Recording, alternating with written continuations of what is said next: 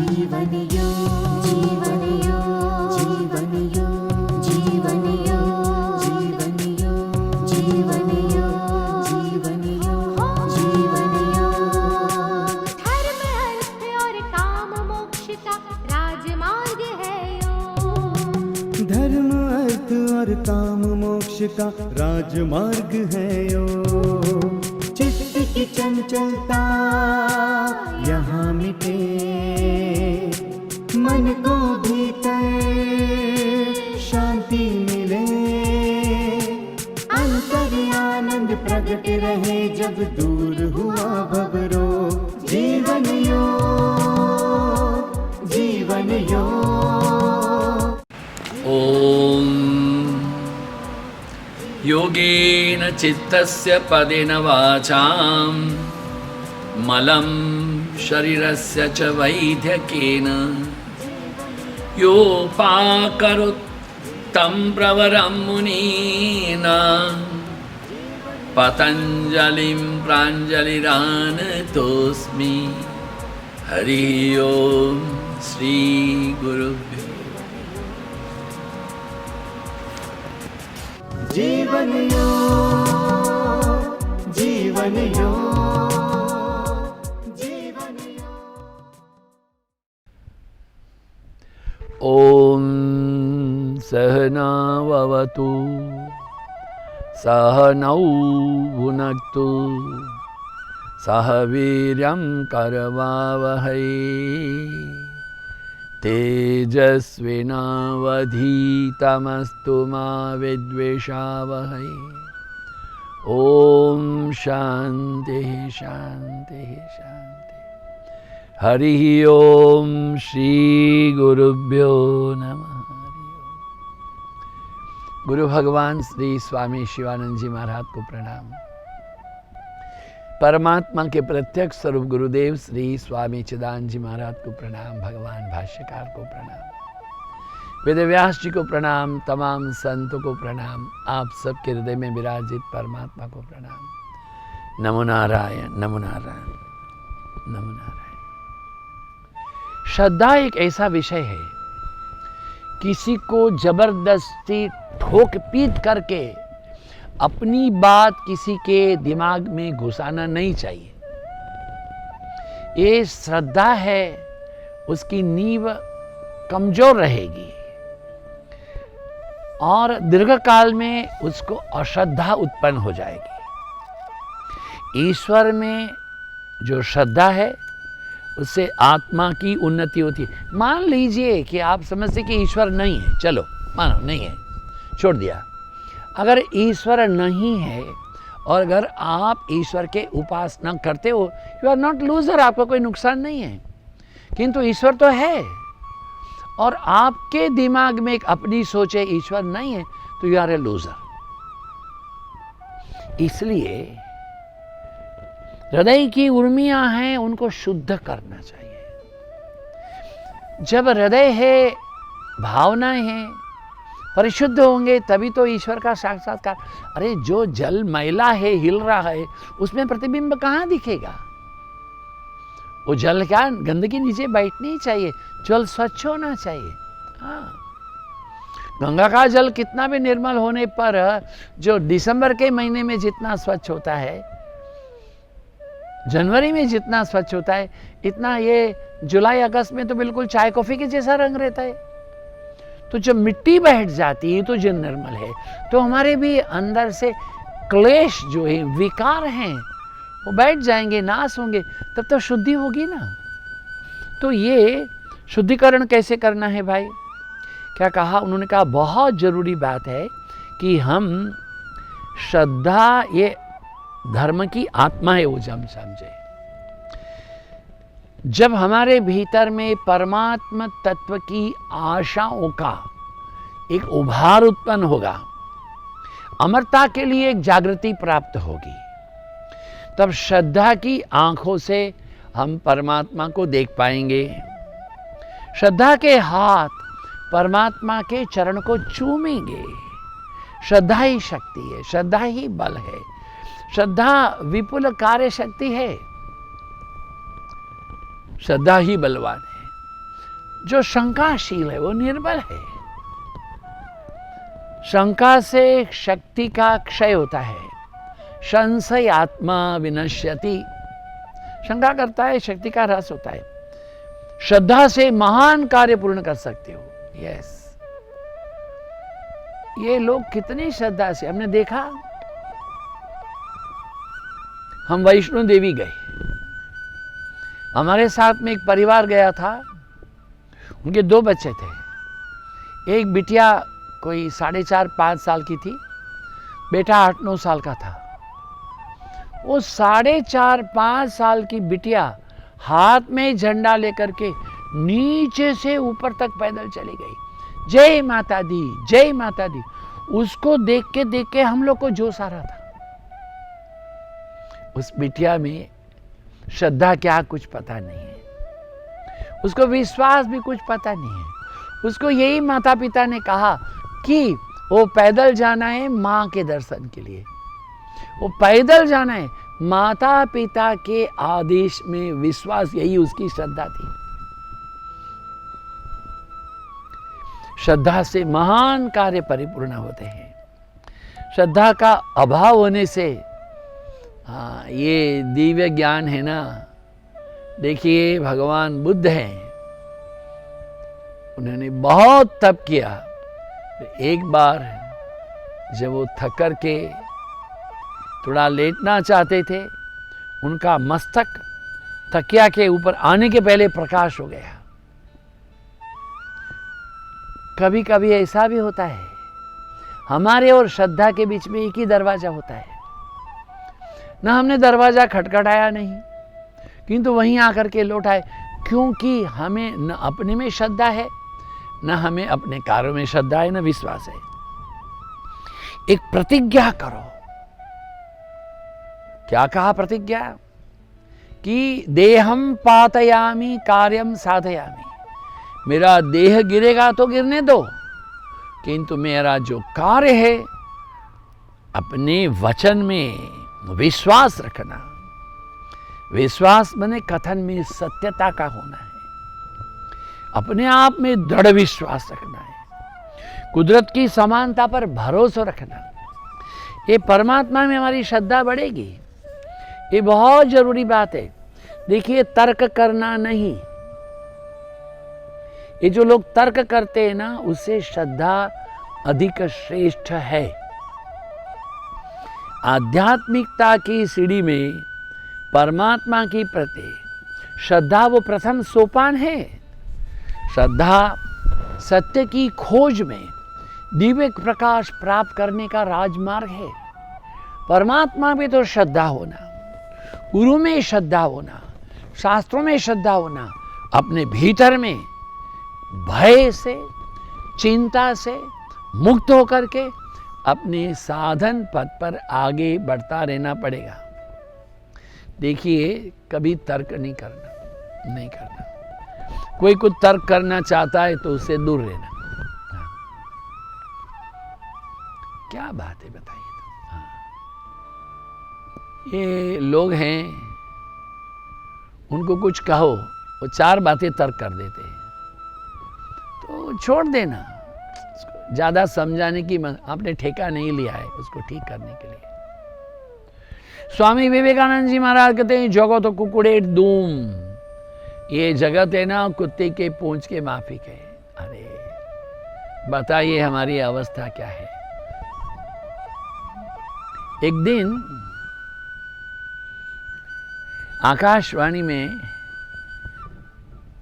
एक अधीक्षक रहे, उन्होंने हमें कहा, स्वामी जी आप जहाँ आकर के रहते हैं ना, अहमदाबाद में आते हो, तो अभी तो हमको 26 साल हो गया, पहले की बात है, तो नज़दीक में ही सरकारी क्वार्टर में ऊपर हम रहते हैं, कभी आएंगे तो हमको अच्छा लगेगा। उनकी हमारी पुरानी पहचान भी थी। हमने कहा ठीक है। एक दिन शाम को हमने कहा रुको रुको भाई, इसमें ऊपर लाइट जल रही है, हमको मकान बनाया था वहाँ जाएं। खिड़कियाँ भी खुली थी, पर्दे भी उड़ रहे थे, अंदर पंखा भी चल रहा था, लाइट भी थी, बाहर ताला था। हमने कहा ये क्या बात है भाई, बाहर ताला है और अंदर लाइट भी चल रही है। पंखा भी चल रहा है, खिड़की भी खुली है, पर्दा भी उड़ रहा है।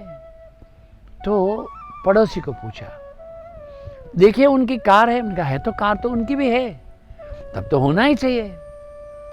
हम दरवाजा खटखटाए, क्योंकि आजकल तो ताला वैसा वाला होता नहीं, वो अंदर चाबी वाला होता है। यू डोंट रियलाइज कि बंद है कि खुला है, अंदर है कि नहीं है। फिर बहुत खटखटा के चले गए।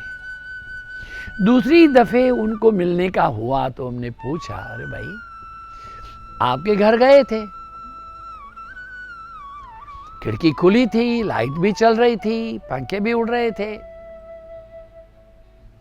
आपकी कार भी थी। तो हमने बहुत खटखटाया, कॉल बेल बजाई बहुत, अब खुले नहीं। स्वामी जी शाम को भोजन के बाद में ना ऐसा ही करके थोड़ा टहलने जाते हैं। टहलने जाते हो? ऐसा क्यों? लाइट चोर नहीं आ जाए ना, इसलिए। चोरों के लिए एक भ्रांति उत्पन्न की है कि हम अंदर हैं, वैसे आप अंदर नहीं हैं। अंदर लाइट चल रही है, पंखे चल रहे हैं, खिड़की खुली है, पर्दे उड़ रहे हैं, और वो ताला जो है वो तो चाबी अंदर जाने वाला है, तो पता चलेगा नहीं। वस्तुतः आप भीतर नहीं हैं और हम भीतर हैं, ऐसी आपने भ्रांति खड़ी की है। जरूरत नहीं कि वहां चोर आए, वहां गुरु भी आ सकते हैं, वहां कोई ओलिया भी आ सकता है आपके जीवन में ज्ञान, प्रकाश, विकास, उन्नति, अभ्युदय को प्रदान करने के लिए। किंतु आप मैं हूं उसमें आपने एक भ्रांति खड़ी करती हो। वस्तु तो आप नहीं है। अपने आप को भ्रांति से बाहर लाओ, वास्तविकता की नींव के ऊपर खड़े रहो। ये कब होगा? अश्रद्धा है उससे नहीं होगा। तो अश्रद्धा है वो क्या, कैसे पता चलेगी? बिनु सत्संग विवेक न होई, संतों का सत्संग करें, संत पुरुषों के चरणों में जाके बैठें, उनके लिखे हुए ग्रंथों का अध्ययन करें, स्वाध्याय करें, परमात्मा की प्रकृति और प्रतिष्ठा को जानें, दिव्य जीवन के लिए आत्म साक्षात्कार की प्रकृति और प्रवृत्ति में आगे बढ़े। ये दो शब्द है, एक है प्रकृति है, एक प्रवृत्ति है। ध्यान दें, हमारी जो प्रवृत्ति है वो प्रकृति के अनुकूल है कि नहीं है हमें पता नहीं है, और प्रकृति है उसके मुताबिक प्रवृत्ति हम करते हैं कि नहीं ये भी पता नहीं है। दोनों भिन्न भिन्न दिशाओं में है। प्रकृति जो है वो हमारा मूलभूत स्वभाव है, प्रवृत्ति है वो समाज में बहिरंग का, बाहर के लोगों के साथ उठने बैठने के बाद में जो नया आचरण बना, नया संस्कार बना, वो हमारी प्रवृत्ति है। प्रकृति है वह वस्तुतः सात्विक भी हो सकती है, राजसिक भी हो सकती है, तामसिक भी हो सकती है। किंतु जो हमारी प्रकृति है वो हमारी प्रकृति हमारे जीवन के शुद्ध आचरण, आचार, विचार के ऊपर उपजी हुई है। तो हमारा श्रद्धा, निष्ठा, विश्वास ये दृढ़ रहेगा। किंतु प्रवृत्ति तो आदर की है, प्रेम की है, छल की है, तो हम प्रकृति के भिन्न हैं। इसलिए ज्ञानी पुरुषों के संग में रहो, छल कपट से दूर रहो। भगवान रामचंद्र जी ने कहा है, मोहे छल छिद्र न भावा, मुझे छल छिद्र नहीं चाहिए। कहते हैं कि श्रद्धा से ही परमात्मा की प्राप्ति होगी। सेवा, त्याग, वैराग्य, प्रार्थना और ध्यानमय जीवन का यापन करो। फिर से कहते हैं सेवा,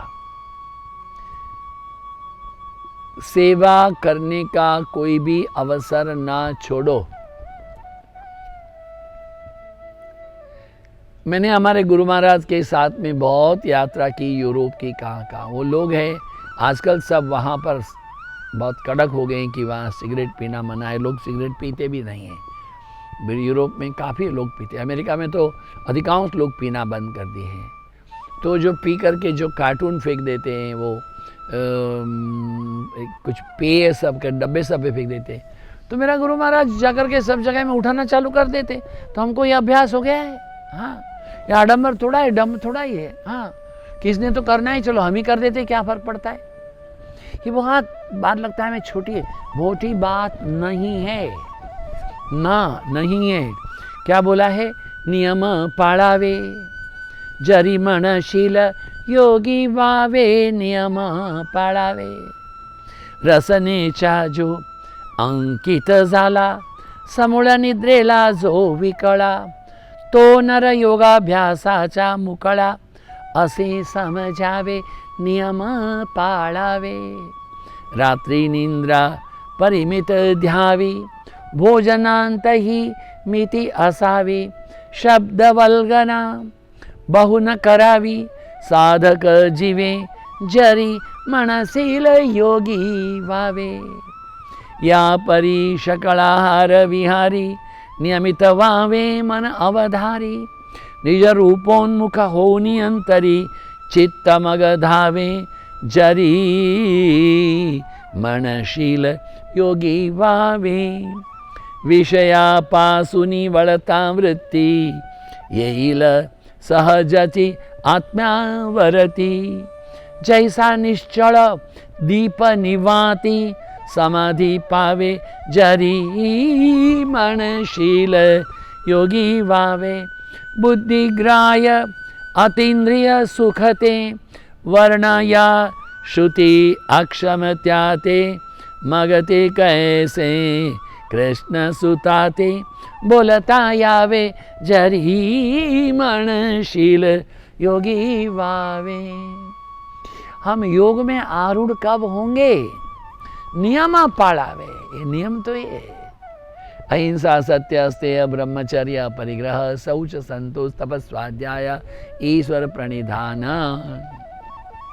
विवेक, वैराग्य, शम, दम, तितिक्षा, उपरति, श्रद्धा, ये सारे विवेक है। जागृति पूर्वक उनको पालन करना पड़ेगा, तभी योग के मार्ग के पर आप आरूढ़ कर सकते हो। जीभ में बहुत स्वाद है, जीभ को एक ऐसा आज्ञांकित बनाओ कि उदर भरना साठी, ये पेट भरने के लिए नहीं, जीवन यापन साठी, पेट भरने के लिए नहीं है, जीवन यापन करने के लिए जितना आहार चाहिए उतना आहार। क्या बोला है? समूल निद्रेला जो विकड़ा, ये सब समय सोते रहना मत करो ऐसा। तो नर योगाभ्यासाच मुकड़ा, जिन्होंने जीभ को नियंत्रण किया है, जिन्होंने निद्रा को अपने व्यस्त किया है, तो नर योगाभ्यास है, वो ही योगाभ्यास के लिए मुक्त मार्ग से चल सकता है। देखिए, जीभ में जहर है तो जगत से बैर है। जिसने जीभ को जीत लिया है उसने जगत को जीत लिया है। कहे रात में निद्रा भी परिमित करें, भोजन में परिमित रहें, दिन भर बड़बड़ ना करें, आवश्यकता हो उतना बोलें, जागृति पूर्वक साधना करें। आपके लोगों को मिलने के संबंध में थोड़ा नियंत्रण रखें, बाहर से थोड़ा भीतर जाने की चेष्टा करें और अपने चित्त को देखने के लिए प्रयत्नशील हो। इंद्रियां जिन विषयों में जाती उनको वापस लेके आओ और आत्मा में स्थिर करने की कोशिश करो। ऐसा जो निश्चय करके करता है उसका आत्मदीप प्रज्वलित होता है, वो समाधि की प्राप्ति करता है। बुद्धिग्राह्य जो अतीन्द्रिय सुख है, एक इंद्रिय सुख है, अतीन्द्रिय जिसमें इंद्रिय जन्य नहीं है, बुद्धिग्राह्य है, तो उसके प्रति हमारा झोंक ज्यादा हो। वो कहते हैं ऐसा करो तो आप अपने अध्यात्म पथ हैं उसमें आगे बढ़ने के लिए योग्य हैं। मन में निश्चय दृढ़ होनी चाहिए, निष्ठा होनी चाहिए, हम गंभीर होनी चाहिए।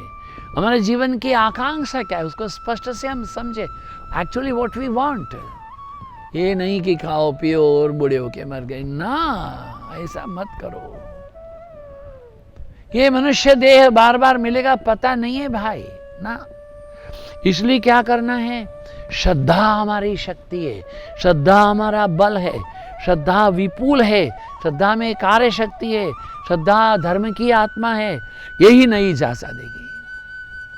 श्रुतियों के द्वारा ब्रह्म ज्ञान की प्राप्ति हो सकती है, किंतु श्रुतियों को केवल श्रवण करने से, मनन करने से नहीं होगा, निधिध्यासन करना पड़ेगा। कठोपनिषद की 7 बार कथा हमने पढ़ ली है, किंतु घर में भोजन करके गए और पड़ोसी है और रास्ते में मिल गए, आप थोड़ा टहलने गए थे, मिल गए, अरे आइए आइए हमारा बेटा जो है वो 12वीं क्लास में बोर्ड में पास, आइए आइए थोड़ा बेटे को हमारा आशीर्वाद करो। तो वहाँ उन्होंने कोई अच्छा सैंडविच रखा है, पास्ता पिज़्ज़ा रखा है, कोल्ड कॉफ़ी रखा है, आइसक्रीम, आप खाना खा कर के आए हैं, फिर भी वो अरे हम खाना खाए हैं, ठीक है चलो बोलते तो खा लेते हैं। ये देखो, ये तो आपके ऊपर नियंत्रण नहीं है। बातें बहुत छोटी है, दैनिक जीवन में ऐसा होता ही रहता है, मत करो। देखिए, स्वतंत्र विचार है, उसमें तर्क को स्थान मत दो। बादरायण हमेशा वेद के शब्दों में शरण को ढूंढते, वेदों के शरण में। इसलिए भगवान भाष्यकार क्या कहते हैं? वेदो नित्यम अधीयताम तदुदितम कर्मस्वनुष्ठीयताम तेने शस्य विधीयताम अपचिति काम्ये मतिस्तज्यताम। वेदो नित्यम अधीयताम, वेदों का नित्य अध्ययन करो। तद उदितम, उसमें जैसे कहा गया है वैसे हर कार्य को सुअनुष्ठीयताम, अच्छे से करो। ये कुछ भी करके गुड़ गोबर करके रख देना, ऐसे नहीं। अरे घर में झाड़ू लगाओ तो देखो, बातें बहुत छोटी हैं, मगर मैं क्या करूं? मैं बहुत बड़ा ज्ञानी नहीं हूँ, मैं संसार में छोटे से बड़ा हुआ, जो मैं देख रहा हूँ वो बोल रहा हूँ। घर में लोग जो झाड़ू लगाते हैं तो वो जो पलंग के नीचे से झाड़ू घुमा देते हैं, तो आप 15 दिन के बाद में देखो पलंग का नीचे ऐसे सफाई दिखेगी और पीछे सारी धूल दिखेगी। और पलंग की जो पाँव है उसके साथ में कचरा जमा रहता है, इसलिए झाड़ू कहाँ तक लगाना है? पलंग के नीचे तक, दूर तक लगाना है, और पोंछा मारना है, नीचे दूर तक करना है। टेबल के पाँव को उठा करके साफ करना है। बातें छोटी है। जिस किटली में चाय पीते उसका ढक्कन जो है, उसका ये ऊपर एक टोपी रहती है, उसके यहाँ गंदगी जमा होती है, देखा आपने? देखा क्या नहीं? नल जो है ध्यान से खोलते नहीं, ध्यान से बंद करते नहीं, टपकता रहता है, इसलिए वॉशरूम में वो लाइन बन जाती है नीली पीली। हर कार्य में जागृत, हर कार्य के अंदर में परिपूर्णता, सुअनुष्ठीयता। यस, फैशन बनी हुई है, चाय पियो तो इतना छोड़ दो। घर में अगर 8 आदमी रोज इतना 3 दफे चाय छोड़ेंगे तो कितना पानी, कितना दूध, कितना चीनी बर्बाद। ये बोलेंगे महाराज जी आप हमको ये योग शास्त्र, अरे जीवन योग बता रहा हूं मेरे नारायण, बहुत जरूरी है। जल का व्यय ना करो, अन्न का व्यय ना करो, प्रत्येक कार्य में जागृत रहो, उच्चारण में जागृत रहो, बातचीत करने में सावधान रहो। एक जीवन में क्या होगा कि तब हम अपने दर्शन में भूल का अवकाश हो सकता है जो कार्य करेगा तो, किंतु श्रुति प्रमाणभूत आधारभूत जब हम करेंगे, स्वनुष्ठीयताम वेदो नित्यम अधीयताम तदुदितम कर्म स्वनुष्ठीयताम, अच्छी प्रकार करेंगे तब क्या बोले, क्या होगा? तेने सस्य विधीयताम अपचिति काम्य, तब वो हमारा प्रत्येक कार्य हमारी ईश्वर की पूजा हो जाएगी। वेदों का अध्ययन करो, वेदों में जैसा आदेश है ऐसे अपने प्रत्येक कार्य को अच्छे से करो और हमारा प्रत्येक कार्य ईश्वर की पूजा होनी चाहिए। और काम में मति तज्जताम, हम सब कुछ काम करें किंतु उसमें हमारी कोई कामना, व्यक्तिगत इच्छा है उसको छोड़ करके करें। ये बहुत जरूरी बात है। इतना अगर हम समझ गए, लोग बोलते हैं स्वामी जी वेद तो हमने देखे नहीं है, परवाह नहीं, उपनिषद तो देखे। उपनिषद का अर्थ तो गीता है। सर्वोपनिषदो गावो हो दुग्धा गोपाल नंदना पार्थवत्स। गीता को पढ़ो, अवेलेबल इन ऑल लैंग्वेजेस, दुनिया के 80 भाषा में। गीता को पढ़ो, गीता अमृत है, उपनिषद का, वेद का अमृत है। पढ़ो, सोचो, उसको विचारो, ऐसे जीवन को यापन करो। आपका जीवन में श्रद्धा है, उसके कमल खिल जाएंगे।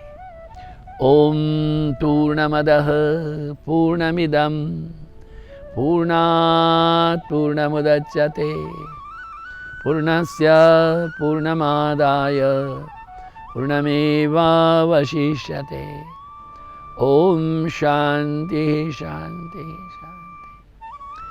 हरि ओम श्री गुरुभ्यो नमः।